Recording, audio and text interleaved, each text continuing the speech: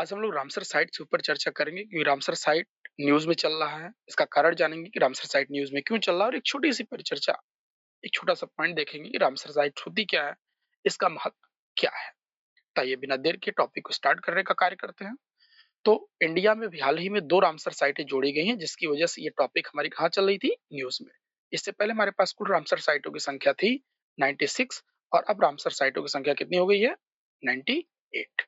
तो ये 2 नई रामसर साइटें हमारी जुड़ी हैं। सबसे पहली Ramsar site Patna bird sanctuary एटा उत्तर प्रदेश में जोड़ी गई। इसके साथ उत्तर प्रदेश में कुल 11 रामसर साइट हो गई और दूसरी जो रामसर साइट हमारी जोड़ी गई वो है छारी ठाठ बर्ड सेंचुरी गुजरात में। गुजरात में कुल रामसर साइटों की कितनी संख्या हो गई? 5। तो अगर उत्तर प्रदेश में बात किया जाए तो आपको याद रखना 11 और अगर गुजरात में बात किया जाए तो गुजरात में आपकी कुल रामसर साइटों की संख्या हो चुकी है 5। लेकिन कच्छ की ये पहली रामसर साइट है। आइए रामसर साइट के महत्व के बारे में जानने का कार्य करते हैं। देखिए रामसर ईरान का एक शहर है, ठीक है? ईरान का एक शहर है जिसका नाम है रामसर नामक शहर, जैसा कि आप देख रहे हैं।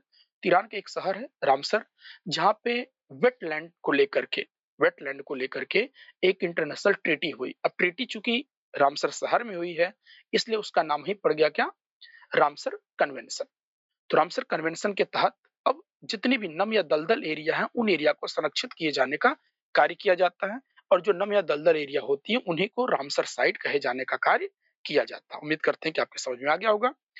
तथा उस नम या दलदल एरिया को रामसर साइट्स के तहत अंतरराष्ट्रीय महत्व दिया जाता है। अब यहाँ पे एक बात आपको समझना है कि हमारे घर के बगल में अगर कोई तालाब है, वहाँ पे नमी है, तो हम कह दें रामसर साइट हो जाएगी, ऐसा नहीं।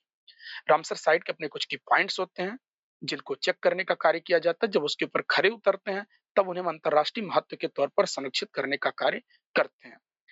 रामसर साइट का आज की डेट में बहुत इंपॉर्टेंस है, काफी ज्यादा महत्व हो चुका है। क्या करा कि संधि का उद्देश्य वैश्विक स्तर पर महत्वपूर्ण जो आपके आर्द्रभूमि जो वेटलैंड एरियाज हैं, उनको संरक्षित करने, उनको प्रमोट करने के लिए किया जाता है।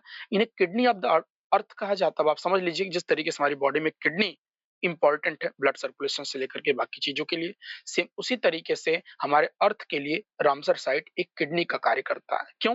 क्योंकि रामसर साइट के माध्यम से सबसे महत्वपूर्ण बात है कि हमारा वाटर प्यूरिफिकेशन होता है, हमारा जल शोधन होता है, फ्लड कंट्रोल होता है, बायोडायवर्सिटी पारिस्थितिकी तंत्र में भी एक महत्वपूर्ण भूमिका रखने का कार्य करते हैं।